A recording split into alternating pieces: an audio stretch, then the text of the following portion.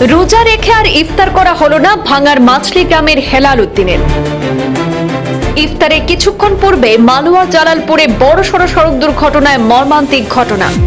দ্রুতবেগী ডাম্পারের ধাক্কায় ঘটনাস্থলে প্রাণ হারালেন স্কুটি চালক 25 বছরের যুবক।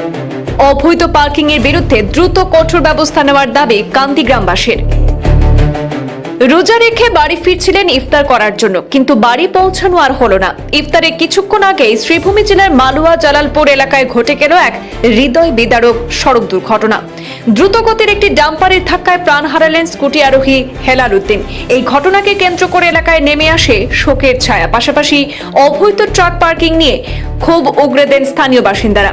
ঘটনার বিবরণে জানা গেছে, বদরপুর দিক থেকে AS01GB 3145 নম্বরের স্কুটি নিয়ে বাড়ি ফিরছিলেন হেলাল উদ্দিন। আর সেই সময় শ্রীভূমির দিক থেকে তীব্র গতিতে আসা TR05J 1900 নম্বরের একটি ডাম্পার স্কুটিটিকে সজোরে ধাক্কা মারে। এই সংঘর্ষে ডাম্পারের সামনের চাকা নিচে পিষ্ট হয়ে ঘটনাস্থলে মৃত্যু হয় হেলাল উদ্দিনের। ঘটনাটি ঘটে কান্দিগ্রাম এলাকার শেট্টি ফ্লাওয়ার মিলের সামনে। অভিযোগ অনুযায়ী এই স্থানে দীর্ঘদিন ধরে অবৈধ ট্রাক পার্কিং করার ফলে প্রায়ই নাকি সড়ক দুর্ঘটনা ঘটছে। ঘটনার পর ক্ষুব্ধ স্থানীয় বাসিন্দারা জাতীয় সড়ক অবরোধ করে প্রতিবাদ জানান। খবর পেয়ে ঘটনাস্থলে পৌঁছান বদরপুর থানার ওসি তরঙ্গ পাটওয়ারি, মালুয়া আউটপোস্টের ইনচার্জ শুভম কুমার পাল সহ পুলিশের একটি দল।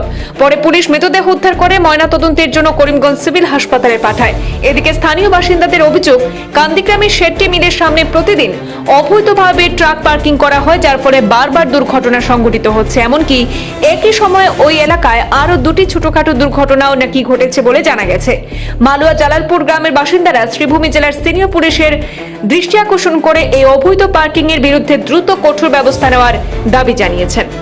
ঘটনাস্থলে আমরাও আসলাম, মানে আমি বাংলাতে হওয়ার সময় দুইটা গাড়ি পিছনে আসলো, তোমার জাম ব্লক দেখছি, তখন তাড়াতাড়ি আইছি। এই যে ঘটনা দেখছি, এক টু জেড ঘটনা হইল দিয়া এই টিপারে যে অবৈধ কাজ করছে আপনার অন্যভাবে এটা মানে তার বই। আর এই খান্দিগ্রাম জলালপুর পছন্দ করে এটা অঞ্চলের মানুষজন এক সুন্দর কথাটা আপনার পাওয়া নেই। তাই বলতো আজকে একদিন না, আজকে 3-4 মাস আগে একটা ঘটনা এইখানে হয়েছে, যেটা টুকির মধ্যে একটা হাম আছে। সেই সময় এইটা আমার আমরা এই সমস্ত যে খবর মিলে করিয়ে যান, আমরা ম্যানেজার লোকে কয়েকদিন আলাপ আলোচনা হয়েছে, এইরকম ঘটনা হইতেছে, কোনো রেসপন্স পাই না আমরা। এখন আমরা অতি সত্ত্বই বিচার চাই। এবং আমাদের 228 নম্বর LP স্কুল, এখানে একটা মাদ্রাসা, এখানে আপনার পাবলিক হাই স্কুল, হাজার হাজার ছাত্র মসজিদও আছে, কোনো ধরনের মানে আমরা ইয়ে পাইয়েন না। এই ঘটনার ফলে সব A to Z পাওয়া নেই।